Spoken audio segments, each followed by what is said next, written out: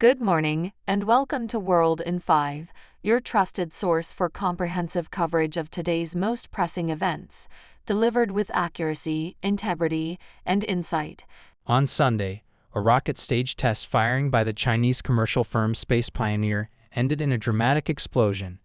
The company was conducting a static fire test of the Tianlong 3 launch vehicle's first stage at a test facility in Gangyi County, Henan Province, on June 30.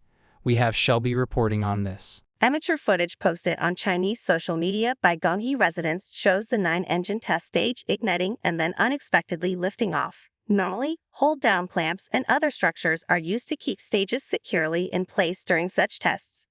The footage captures the stage ascending into the sky before its engines appear to shut off, causing it to fall back to Earth. The stage hit the ground approximately 50 seconds after liftoff, still containing a significant amount of its kerosene liquid oxygen propellant, which resulted in a large explosion. During an orbital flight, the Tianlong 3 first stage would typically fire for several minutes. Space Pioneer was conducting this test in preparation for an upcoming orbital launch of the Tianlong 3, which is being compared to SpaceX's Falcon 9. Earlier this month, the company announced that it had secured $207 million in new funding.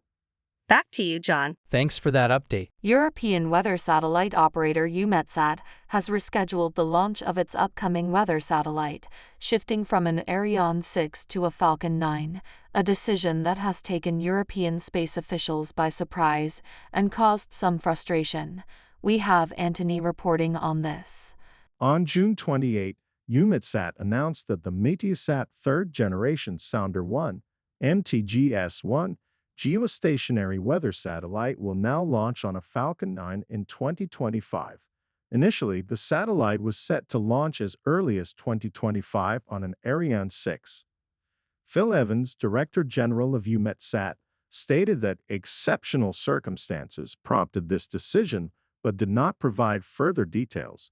He emphasized that the move does not alter their standard policy of supporting European partners, and expressed optimism for a successful SpaceX launch of this significant European technological achievement. The MTGS-1 is the second satellite in the Meteosat third-generation series of geostationary orbit weather satellites. It follows the launch of MTGG-I-1, which was sent into orbit on one of the last Ariane 5 rockets in December 2022.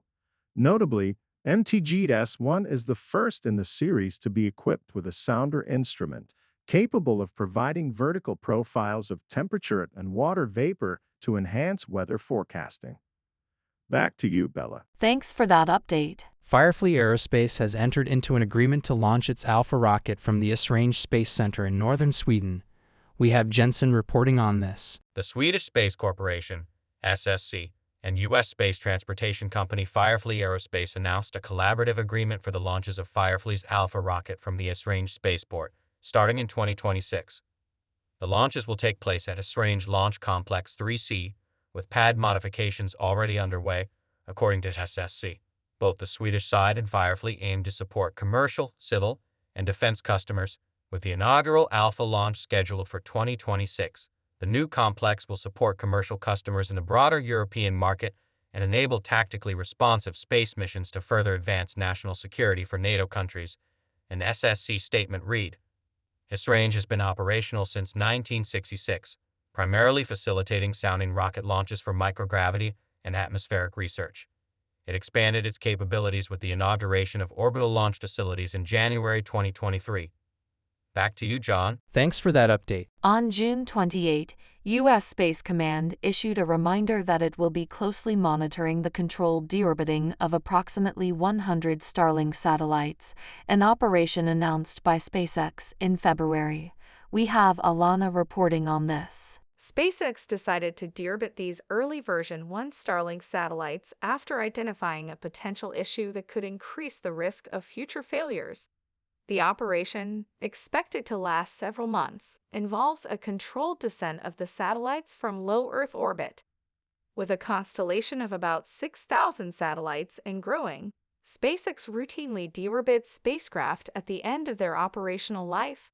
However, the simultaneous deorbiting of 100 satellites is a significantly larger operation than usual.